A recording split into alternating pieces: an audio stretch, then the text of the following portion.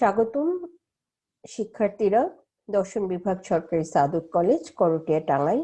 আমি পারভিন আক্তার, সহযোগী অধ্যাপক, দর্শন বিভাগ। আমি প্রথম বর্ষের মনোবিজ্ঞান বিষয়ের আজকে একটি ক্লাস করব। আমাদের কোর্স কোড হচ্ছে 211707। আমাদের আজকের আলোচ্য বিষয় হচ্ছে ব্যক্তিত্ব বা পার্সোনালিটি। ব্যক্তিত্ব কাকে বলে আমরা আমাদের একটু জানার আগে আমরা একটুখানি বলে নেই। আজকে আমরা যেহেতু অনলাইন ক্লাসটি করছি, আমাদের ক্লাসগুলির একটি মুখ্য উদ্দেশ্য হচ্ছে তোমাদের লেখাপড়া যাতে ব্যাহত না হয়। এজন্য আমাদের সরকার প্রধান আমাদেরকে ঘরে বসে অনলাইন ক্লাসগুলি করছি। কিন্তু আমরা অনলাইন ক্লাস করছি আমাদের এই করোনাকালীন সময়ে। এখন বাংলাদেশে করোনার মাঝখানে একটু কমে গিয়েছিল, এখন আবার বেড়ে গেছে। করোনার যে দ্বিতীয় ঢেউ সেটি চলছে। আমরা সরকার আমাদেরকে কিন্তু সারাক্ষণ বলছেন তোমরা মাস্ক ব্যবহার করো, মাস্ক ছাড়া বাইরে যাবে না। আমরা যেন এই কথাটি অবশ্যই মেনে চলি এবং প্রয়োজন ছাড়া বাইরে না যাই। স্বাস্থ্যবিধি বা সামাজিক যে দূরত্ব আমরা সেটি মেনে চলি এবং বাসায় ফিরে আমরা বারে বারে হাত ধুয়ে ফেলি। আমরা যেন অবশ্যই স্বাস্থ্যবিধিটা মানি এবং পরিবার নিজেরা মানবো, পরিবারের সবাইকে সচেতন করব, আশেপাশের মানুষকেও এই কথাটি আমরা বলবো। তো আজকে আমরা শুরু করছি। আমাদের আজকের আলোচ্য বিষয় হচ্ছে ব্যক্তিত্ব বা পার্সোনালিটি। এখন আমাদের ব্যক্তিত্বের সংজ্ঞা কি?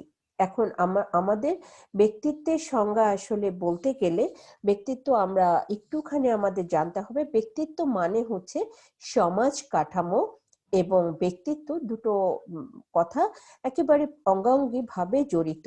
এই ব্যক্তিত্বকে আমরা আসলে সমাজ কাঠামো থেকে আলাদা করতে পারি না। অর্থাৎ একটি ব্যক্তি সমাজ কাঠামো থেকে ব্যক্তিত্বকে আলাদা করা যায় না। একটি ব্যক্তি সমাজের সাথে যে স্থাপনকারী বিভিন্ন গুণ থাকে, সেই গুণগুলির সমন্বয়ের সাথে একটি ব্যক্তির আচরণের যে সার্বিক একটি ফল, সেটি হচ্ছে ব্যক্তিত্ব। ব্যক্তিত্বের সাথে সাথে একটি সমাজের সংস্কৃতি, সমাজের মূল্যবোধ এবং সমাজে বসবাসকারী যে ব্যক্তিদের আচরণ সবই একজন ব্যক্তির ব্যক্তিত্ব ক্ষেত্রে গুরুত্বপূর্ণ ভূমিকা পালন করে। ব্যক্তিত্বের সংজ্ঞা, আমরা ব্যক্তিত্বের সংজ্ঞা দিলে আমরা এখানে একটা ছবি দেখছি। হ্যাঁ, ছবিতে আছে দেখো, সোশ্যাল, মেন্টাল, ইমোশন, ফ্যামিলি এবং এটা কি আছে, ওয়েলবিং। হ্যাঁ, তো এগুলি হচ্ছে সবকিছুই তার একটি ব্যক্তিত্বের সাথে জড়িত। ব্যক্তিত্বের সংজ্ঞাতে আমাদের বলা হয়েছে ব্যক্তির শারীরিক গঠন, মেজাজ, দৃষ্টিভঙ্গি, বিশ্বাস, মূল্যবোধ, বুদ্ধি, আবেগ ইত্যাদি নিয়ে তার ব্যক্তিত্ব তৈরি হয়। সামাজিক পরিবেশে সামঞ্জস্য স্থাপনকারী আচরণ সমূহের সমন্বয়কে আমরা ব্যক্তিত্ব বলি। ব্যক্তির সাথে সমাজের বিভিন্ন উপাদানের পারস্পরিক প্রতিক্রিয়ার ফলে ব্যক্তিত্বের উদ্ভব হয়। অর্থাৎ ব্যক্তির সাথে সমাজের যে সমাজের একটি বিভিন্ন উপাদান, সমাজের উপাদান কি? আসলে সমাজের উপাদান হচ্ছে যে তাদের কৃষ্টি, তাদের মূল্যবোধ, তাদের কথাবার্তা, চাল চলন, খাদ্যাভ্যাস সব মিলিয়ে উপাদান আর কি। সেই উপাদানের পারস্পরিক প্রতিক্রিয়ার ফলে ব্যক্তিত্বের উদ্ভব হয়। ব্যক্তিত্বকে সমাজ কাঠামো থেকে আলাদা করা যায় না। ব্যক্তি তার আচরণ, সংস্কৃতি ও সামাজিক মূল্যবোধ এই পারস্পরিক সম্পর্কের মাধ্যমে ব্যক্তিত্ব অর্জন করে। ব্যক্তিত্ব সম্পর্কে হুইটেকার এর মতবাদ, সেটি হচ্ছে ব্যক্তিত্ব সম্পর্কে যেটি হুইটেকার একজন মনোবিজ্ঞানী, তার মতে ব্যক্তিত্বের সংজ্ঞা হলো ব্যক্তির কতগুলো বৈশিষ্ট্যের একক সংগঠন যা ব্যক্তির আচরণে পুনরাবৃত্তি দান করে। অর্থাৎ ব্যক্তিত্ব মানেই হচ্ছে কি ব্যক্তির কতগুলো গুণের সমষ্টি, সেই গুণগুলো তার ব্যক্তির আচরণে পুনরাবৃত্তি দান করে। উডওয়ার্থের মতে, উডওয়ার্থ একজন মনোবিজ্ঞানী, তিনি বলেছেন ব্যক্তিত্ব হলো ব্যক্তির আচরণের সামগ্রিক প্রকৃতি। ওয়েনি ওয়েটেন তিনি বলেছেন ব্যক্তিত্ব হচ্ছে ব্যক্তির স্বতন্ত্র স্থায়ী আচরণগত বৈশিষ্ট্যের সমাহার। অর্থাৎ ব্যক্তিকে স্বতন্ত্র, প্রত্যেকটা ব্যক্তির আচরণে স্বতন্ত্র হবে, এটি হচ্ছে তার আচরণগত বৈশিষ্ট্যের সমাহার। আর গর্ডন অ্যালপোর্ট নামে একজন মনোবিজ্ঞানী বলেন, ব্যক্তিত্ব হচ্ছে ব্যক্তির পরিবেশের সাথে এক বিশেষ সঙ্গতিপূর্ণ অভিযোজন, অর্থাৎ পরিবেশের সাথে তাকে মানিয়ে চলার যে একটি ক্ষমতা, সেটিকে ব্যক্তিত্ব বলা হয়েছে। ব্যক্তিত্বের যে সামগ্রিক দৃষ্টিভঙ্গি এটি বলা যায়। ব্যক্তিত্বের সংজ্ঞা দিতে গিয়ে এখানে বলে হচ্ছে, আমরা যে সংজ্ঞাগুলি পড়লাম এখান থেকে আমরা বলতে পারি ব্যক্তিত্ব হচ্ছে ব্যক্তির কতগুলি গুণের সমষ্টি। গুণগুলো প্রত্যেক ব্যক্তির বেলায় আলাদা, যা ব্যক্তিকে একটি বৈশিষ্ট্য বা অনন্যতা দান করছে। ব্যক্তিত্বের একটি স্থায়িত্ব বা নিরবিচ্ছিন্নতা আছে, অর্থাৎ একই একই মানে ব্যক্তির কিন্তু আচরণ প্রতিদিন চেঞ্জ করতে পারবে না, সেটি ধীরে ধীরে চেঞ্জ হবে, রাতারাতি কখনো চেঞ্জ হয় না। কেউ সেটি একটি শিক্ষণের ফলে ব্যক্তিত্বটি একটি স্থায়িত্ব বা নিরবিচ্ছিন্ন মানে স্থায়িত্ব পাবে। চতুর্থত, ব্যক্তিত্বের বিকাশ ও পরিবর্তন ঘটে, এবং ব্যক্তিত্ব বিকাশ মানে ধীরে ধীরে একটি ব্যক্তির মধ্যে তৈরি হয় এবং যা একজন ব্যক্তিকে পরিবর্তন ঘটে, অর্থাৎ আজকে যে আমি, সেই আমি আমার লেখাপড়া করে আমার বিভিন্ন শিক্ষণের ফলে আমি অন্য আমি হয়ে যেতে পারি, আমার চেঞ্জ হবে। ধীরে ধীরে ব্যক্তিত্ব গড়ে ওঠে, বিকাশ লাভ করে। ব্যক্তিত্বের স্বকীয়তা আছে এবং ব্যক্তিত্ব পরিবর্তনশীল। ব্যক্তিত্বের কিছু বৈশিষ্ট্য আছে, সেই বৈশিষ্ট্যগুলি আমরা করেছি। বৈশিষ্ট্য হচ্ছে অবশ্যই বৈশিষ্ট্য সূচক, ব্যক্তিত্বের অংশ হিসাবে ব্যক্তির আচরণ। এখন আমরা একটুখানি তার আগে বলে নিই, অর্থাৎ ব্যক্তির মানে যে বিকাশ ও পরিবর্তন ঘটে, এই কথাটার সাথে সাথে আসলে আমাদের অনেকগুলি কথা আসবে। ব্যক্তিত্ব যে একটি ব্যক্তি যে সমাজে বাস করে, সেখানে সেই বিকাশ, সেই সমাজের থেকে সে ধীরে ধীরে কিছু আচরণ শিখে, আবার সে যে অন্য সমাজে যায়, সেখানে সে অভিযোজন বা তার মানিয়ে চলার ক্ষমতা থেকে কিছু জিনিস লাভ করে। যেমন আমি যখন একটি বাংলাদেশে একটি গ্রীষ্মকালীন আবহাওয়া এখানে সবসময় বিরাজ করে, কিন্তু আমি যখন একটি শীত প্রধান দেশে যাব, সেখানকার বৃষ্টি, সেখানকার আবহাওয়া, সেখানকার খাদ্য, সবকিছু আমাকে মানিয়ে নিতে হবে। অর্থাৎ এখানে হলো যেখানে ব্যক্তিত্বের বিকাশ ও পরিবর্তন ঘটে, এখানে ব্যক্তিত্বের সাথে সাথে কতগুলি জিনিস আসে।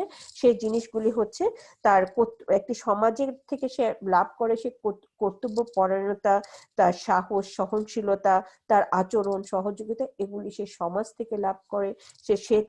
সে তার জৈবিকভাবে সে লাভ করে তার কিছু দৈহিক শক্তি, যেমন তার দেহ লম্বা হচ্ছে কতটুকু, বা তার চুলের রং, তার দেহের রং, তার দৈহিক আকৃতি, এগুলি সবই সে জৈবিকভাবে লাভ করে। সে অভিজ্ঞতার মাধ্যমে লাভ করে, সে শিক্ষাগত বিভিন্ন যোগ্যতা, তারপরে পেশাগত যোগ্যতা, এবং তারপরে সেই পেশাগত যোগ্যতার মাধ্যমে সে কিছু, এটা হলো তার স্বতন্ত্র প্রতিভা, সেখান থেকে সে দেখা যাচ্ছে যে সে প্রতিভা তার কতটুকু, সে সেটা বিকাশ ঘটাতে পারে সে তার কাজের মাধ্যমে। অর্থাৎ এগুলি সবই তার ব্যক্তিত্বের মাধ্যমে প্রকাশ পাচ্ছে। একজন ছাত্র একই স্কুলে 10 জন ছাত্রের একই রকম রেজাল্ট হয় না, 10 জনই হয়তো মেধাবী, কিন্তু 10 জনের বিভিন্ন রকম ব্যক্তিত্ব আছে। ব্যক্তিত্বের যে বৈশিষ্ট্য, সেই বৈশিষ্ট্যগুলি হচ্ছে ব্যক্তিত্বের একটি অংশ হিসাবে ব্যক্তির আচরণের, চিন্তার বা অনুভবের অবশ্যই সময় ভিত্তিক, ঘটনা বা অবস্থা ভিত্তিক ধারাবাহিকতা থাকবে। অর্থাৎ ব্যক্তিত্ব মানে প্রত্যেক ব্যক্তির আচরণের বা চিন্তার, অনুভবের একটি সময়, অর্থাৎ সময়, সে কোন সময় কি আচরণ করছে, কোন ঘটনা হলে সে কি ধরনের আচরণ করছে, অবস্থার ভিত্তিতে একটি ধারাবাহিকতা থাকতে হবে। এটি সাধারণত সবার ক্ষেত্রে মোটামুটি, যে আমরা যাদেরকে একটি ক্যাটাগরিতে ফেলি তারা একই রকম হতে পারে। পার্থক্য সূচক, ব্যক্তি যে চিন্তা, অনুভব, আচরণ করে তা অবশ্যই স্বতন্ত্র হতে হবে। সম্পর্ক সূচক, ব্যক্তিত্বের অংশ হতে হলে অবশ্যই বৈশিষ্ট্য সূচক আচরণের পার্থিব বিষয় বা বাস্তবতার সাথে সম্পর্কযুক্ত হতে হবে। অর্থাৎ ব্যক্তিত্ব কখনোই আলাদা কিছু না। আমি যদি আলাদা আলাদা থাকি সেটা কিন্তু আসলে আমি তখন একটি মানসিক রোগী হয়ে যাব। আমি তখন আমাকে অন্যভাবে করা হবে। ব্যক্তিত্ব মানেই হচ্ছে সমাজের সাথে বা পার্থিব বিষয় বা বাস্তবতার সাথে সম্পর্ক একটি থাকতে হবে ব্যক্তিত্বের। অর্থাৎ অভিযোজন করার ক্ষমতা আমাকে থাকতে হবে। তারপরে ধরন সূচক, প্রত্যেকটি মানুষের নির্দিষ্ট ধরনের তার ব্যক্তিত্বের বৈশিষ্ট্যগুলিকে ধারণ করে। অর্থাৎ প্রত্যেকটি ব্যক্তির নির্দিষ্ট ধরনের, যেমন কেউ অল্পতে হেসে দিচ্ছে, কেউ অল্পতে কাঁদছে, কেউ খুব ভালো পরিশ্রমী, কেউ অনেক কষ্টেও কাঁদছে না। তো এই যে জিনিসগুলি তার অন্তস্থ যে সমগ্র বৈশিষ্ট্যগুলিকে তার ধরনের প্রকাশ পাচ্ছে। অর্থাৎ প্রত্যেকটি মানুষের মধ্যে আলাদা আলাদা রকমের আইডেন্টিটি আছে। তারপরে পারস্পরিক প্রতিক্রিয়া, জন্মের পর থেকে একটি মানুষ, তোমরা দেখবে যে আমরা যাদেরকে এখন বলা হয় বিশেষ শিশু, স্পেশাল চাইল্ড, সেই চাইল্ডগুলি কিন্তু সামাজিক যে সম্পর্ক সেটি তৈরি করতে পারে না। কিন্তু জন্মের পর থেকে ছোট বাচ্চা যারা, তখন আরেকজন ছোট বাচ্চা পেলে তারা অনেক খুশি হয়ে যায়। তারা তাদেরকে একটা খাচ্ছে কিছু, তার খাওয়াটা তাকে শেয়ার করছে, তার হাতের একটা জিনিস শেয়ার করছে, সে তার বাবা মার সাথে কোনো কিছু শেয়ার করছে। অর্থাৎ এই যে তার মধ্যে শেয়ারিংটা, পারস্পরিক প্রতিক্রিয়া, তাকে বকা দিলে সে কাঁদছে, তাকে জোরে কথা বলে সে শুনছে, তার যে প্রতিক্রিয়া করছে, ঝগড়ার জোরে কথা বলে সে জোরে অ্যান্সার করছে। তো এই যে কথাগুলি, এগুলি হচ্ছে পারস্পরিক প্রতিক্রিয়া। এগুলি জন্মের পর থেকে সাধারণত ভাবে শুরু হয়ে যায়। উপযোজন অর্থাৎ খাপ খাওয়ানোর ক্ষমতা, যে যখন একটি ব্যক্তিত্বের সার্বিক আচরণ তার পারিপার্শ্বিক অবস্থার সাথে উপযোজনের অংশ হিসাবে বিবেচিত। অর্থাৎ আমি আমি হচ্ছে আমি যে আমি আছি, আমরা এমন দেখা গেছে, আমি একজনের কথা জানি যে সে একসময় তার বিয়ে হয়েছে, তার হাজবেন্ড তাকে দেশের বাইরে নিয়ে গেছে, কিন্তু সে কিছুতেই সেখানে সে খাপ খাওয়াতে পারে নাই। সে সারাক্ষণ বাংলাদেশে তার বাবা মায়ের জন্য কাঁদতো। তো এই যে হলো তা সে চলে এসছে। কিন্তু একজন সঠিক ব্যক্তির আচরণ হবে যে যে কোনো পরিবেশে সে খাপ খাইয়ে নেওয়ার জন্য চেষ্টা করবে। এটাও একটি ব্যক্তিত্বের অংশ।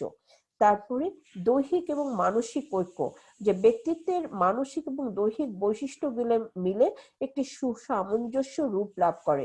অর্থাৎ যে শুধুমাত্র তার দৈহিক শক্তি আছে, তো তার মানসিক শক্তির সাথে সেগুলি মানসিক ঐক্য, তার যেমন একজন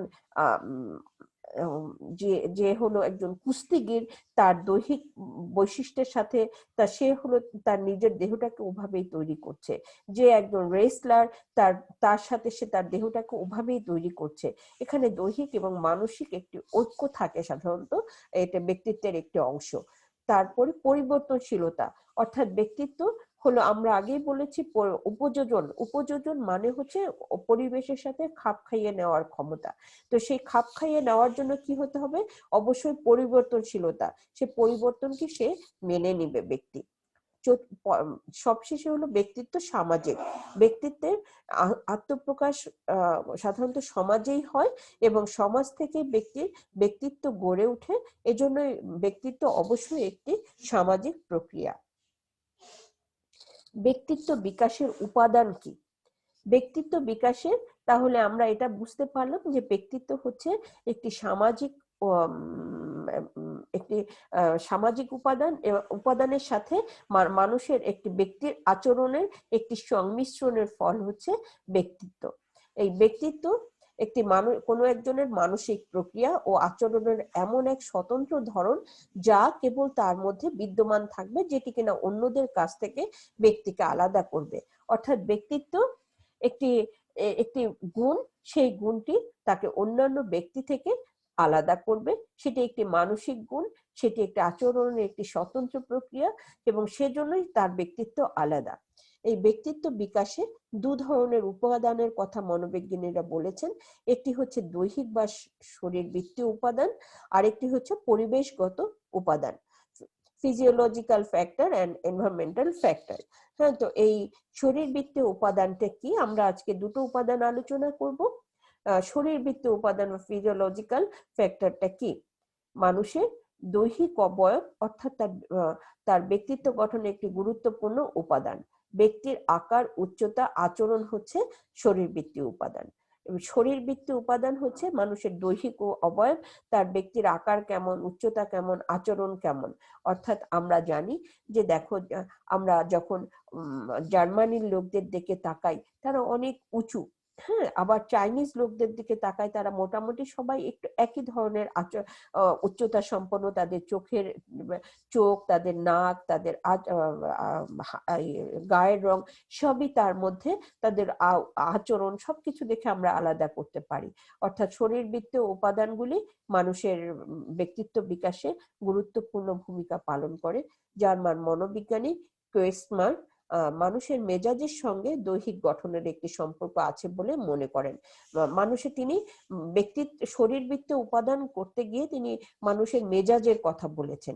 তিনি দুই ধরনের মেজাজের কথা বলেন। মেজাজ বা এখানে এটা বলা হয় আসলে মানসিক যে দিকটি, এটার কথা বলা হয়েছে।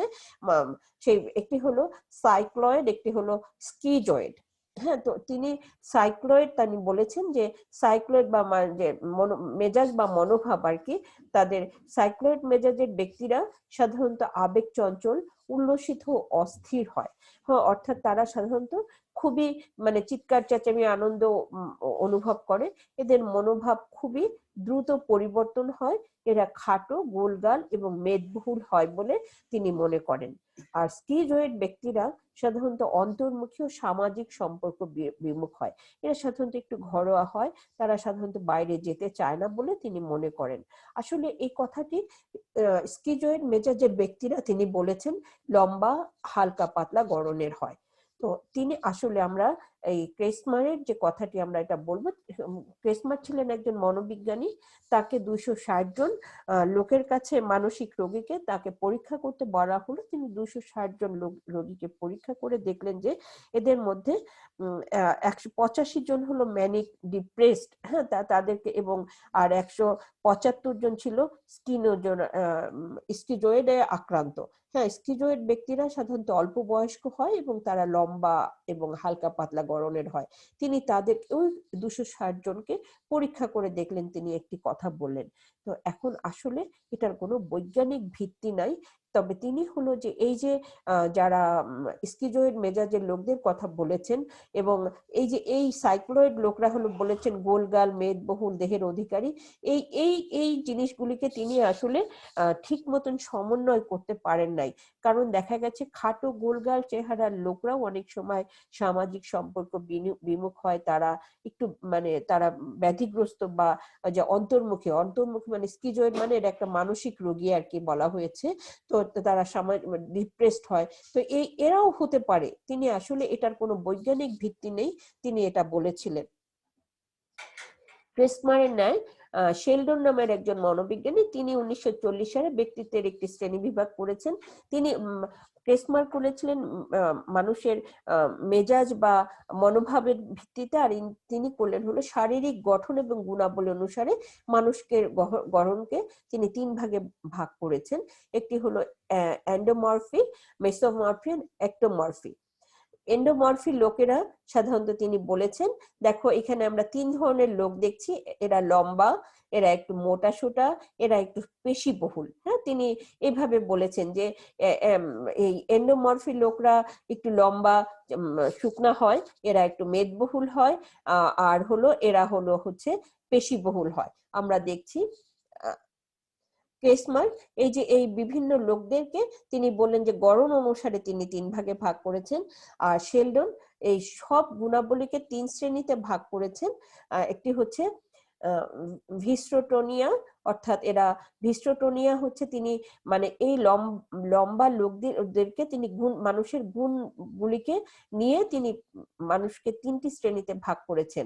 এরা সাধারণত ভিস্ট্রোটোনিয়া লোকেরা সাধারণত পরনির্ভরশীল হয়, সামাজিক স্বীকৃতির তাদের আকাঙ্ক্ষা থাকে, এরা আরামপ্রিয় এবং ভোজন বিলাসী হয়, এবং একটু সব কাজের মধ্যে তাদের একটু থাকে, একটু শৈথিল্য থাকে।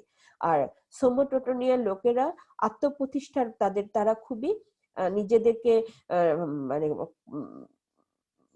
খুবই প্রতিষ্ঠা করতে চায়। তারা তাদের একটি ঝুঁকি থাকে, তারা চেষ্টা করে সবকিছুকে পাওয়ার জন্য। আর সেরিব্রোটোনিয়া লোকেরা সাধারণত নিজের একাকী থাকতে পছন্দ করে, নিজেকে লুকিয়ে রাখতে পছন্দ করে, এরা আবেগের নিয়ন্ত্রণ করে এবং স্বতঃস্ফূর্তভাবে প্রকাশহীন থাকে। শেলডনের তত্ত্বে ব্যক্তিত্বকে আসলে সম্পূর্ণরূপে বংশগতির ফল বলে দেখানো হয়েছে, কারণ শারীরিক গড়ন এবং বংশগতির দ্বারাই নির্ধারিত হয় বলে তিনি মনে করেন। কিন্তু আসলে ব্যক্তিত্বের বেশিরভাগই শিক্ষালব্ধ তিনি এটা দেখাতে পারেননি। তিনি আসলে মানে এখানে আমরা যে গুণগুলি দেখলাম, যে পরনির্ভরশীলতা, আত্মপ্রতিষ্ঠার অভাব, এগুলি আসলে একটু বংশগতির সাথে সম্পর্কিত বলে এটা আমরা মনে করি। এজন্য তার এটিও আসলে বৈজ্ঞানিকভাবে এটি কোনোভাবে মেনে নেওয়া যায় না।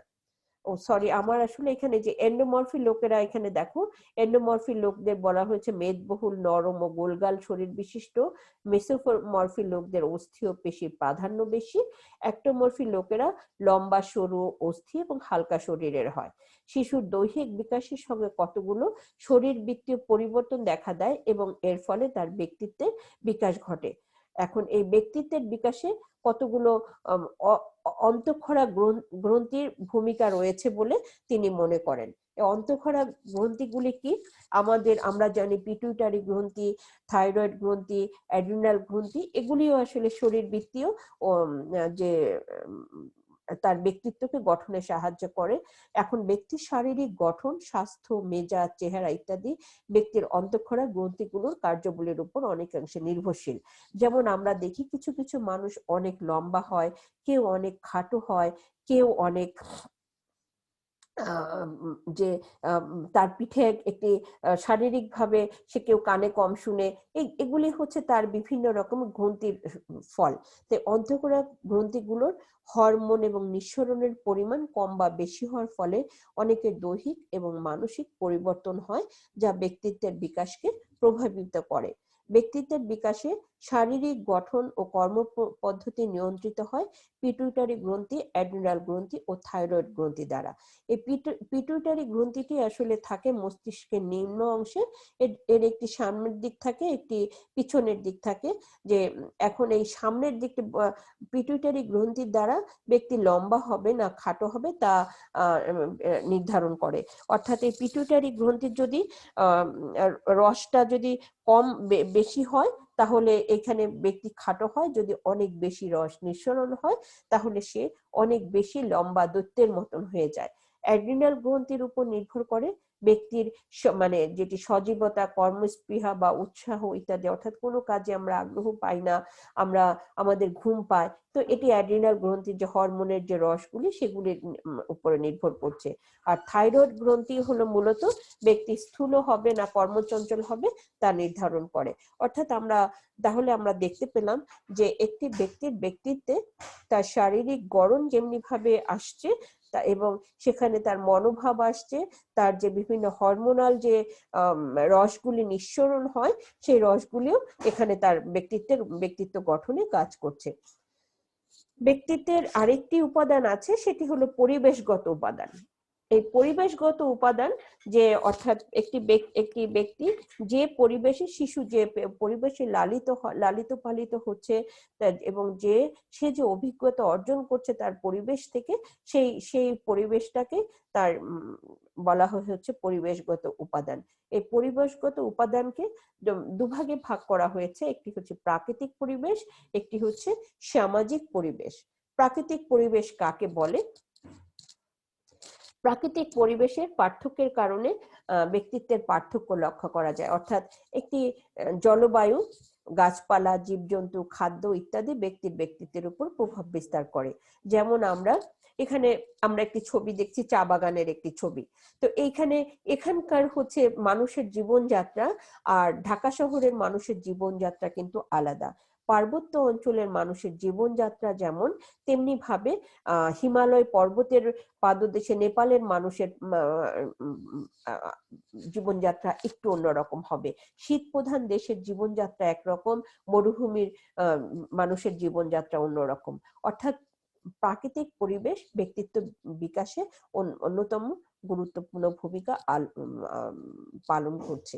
এবং সামাজিক পরিবেশ, সামাজিক পরিবেশ হচ্ছে ব্যক্তিত্বের, সামাজিক পরিবেশটি আসলে একটি ব্যক্তির জন্য একটি আসলে অন্যতম উপাদান। আমরা এর আগে বলেছি শারীরিক উপাদান কাজ করছে, এবং একটি একটি ব্যক্তির সামাজিক পরিবেশও ব্যক্তিত্বের সাথে সাথে খুব বেশি রকম ভাবে গুরুত্বপূর্ণ। সামাজিক পরিবেশের মধ্যে আসলে রয়েছে যে পারিবারিক পরিবেশ, বিদ্যালয়ের পরিবেশ, সমবয়সীদের প্রভাব, ক্লাব ও অন্যান্য প্রতিষ্ঠান, সাংস্কৃতিক পরিবেশ বা কৃষ্টির প্রভাব। আমরা এখানে একটা ছবি দেখছি যে এখানে হলো যে সামাজিকতা, হ্যাঁ, যে এখানে সবাই সবার কাছ থেকে শিখছে, শিখে তারা সামাজিক মানে বিভিন্ন জিনিসটি আদান প্রদান করছে। এই পারিবারিক পরিবেশের যে আমাদের যে মানে যে গৃহ পরিবেশ, এটাকেই বলা হচ্ছে পারিবারিক পরিবেশ।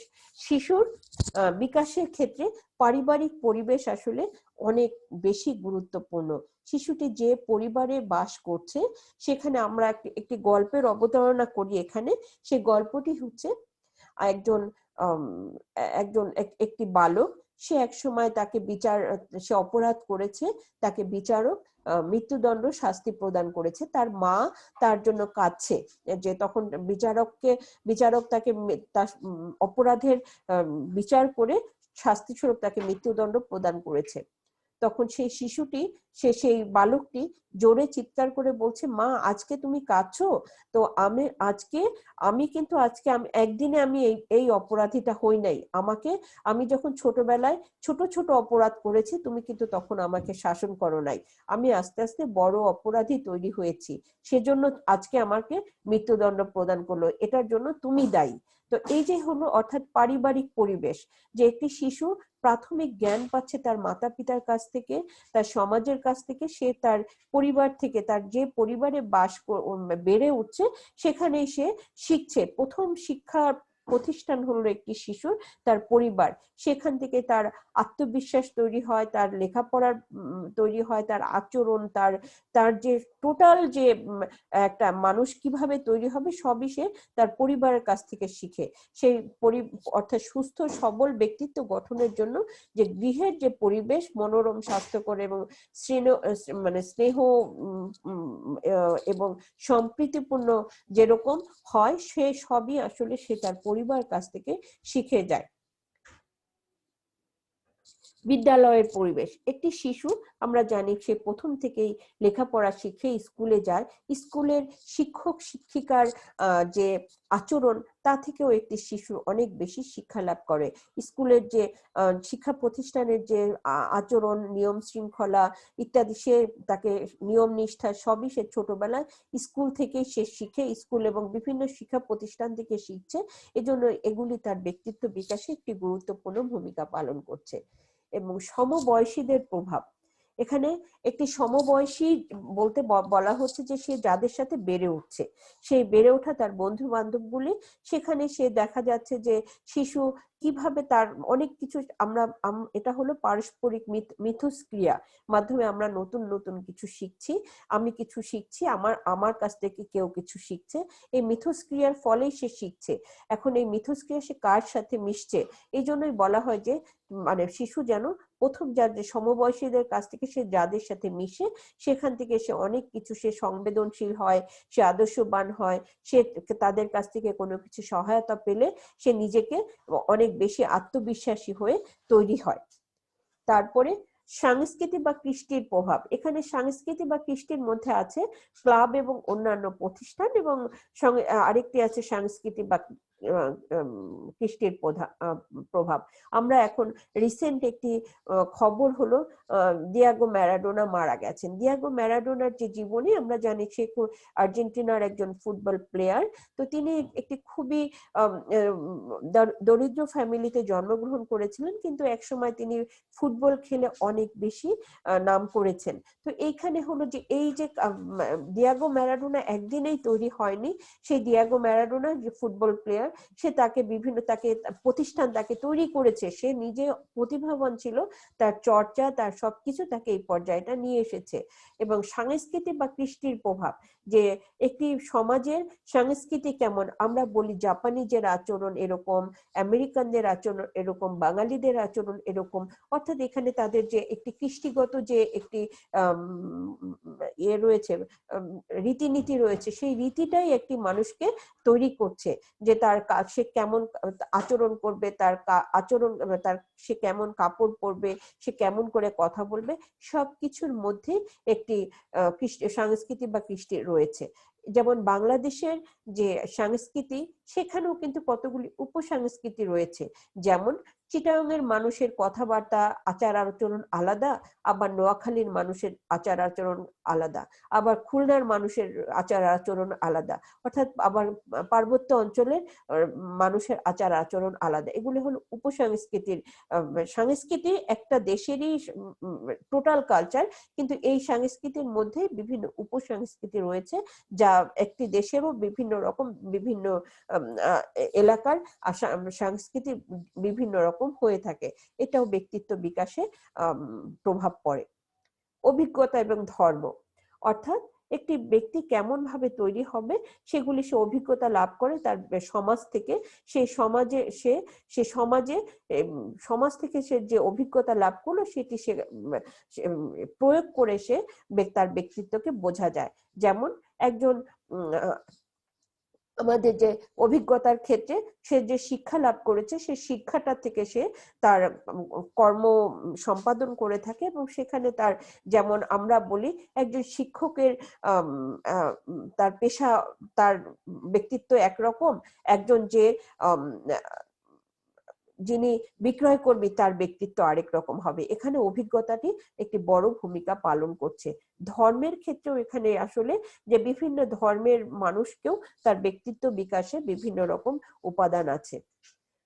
আমরা সবশেষে আসলে ব্যক্তিত্ব সম্পর্কে আমরা অনেক কিছু বললাম।